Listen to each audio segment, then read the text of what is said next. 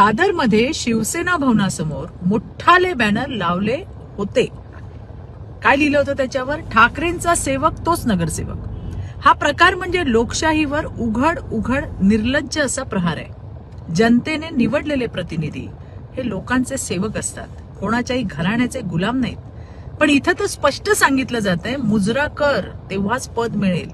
ही कोणती मानसिकता आहे? माध्यमांवर बातमी दिसताच म्हणे चुकून बॅनरवर छापलं म्हणून आता ते बॅनर उतरवले. पण त्यातून यांची खरी मानसिकता चुकून का होईना बाहेर आली एवढंच. संविधानाने दिलेल्या अधिकारावर चालणाऱ्या या महाराष्ट्रात कुणालाही कुणाचा सेवक होण्याची गरज नाही. जे हात जोडून उभे राहतील त्यांनाच पद देण्याची भाषा हा लोकशाहीचा अपमान आहे की नाही? आणि आज अशा घोषणा बिनधास्त लावल्या जात असतील तर ही धोक्याची घंटा आहे. संविधान वाचवाच्या बोंबा मारणाऱ्यांकडूनच संविधानाला धोका कसा निर्माण होतो हे या बॅनरने उघड झाले. लक्षात ठेवा, पालिकेत ठाकरेंचा नाही जनतेचा सेवक लोक निवडून देतील.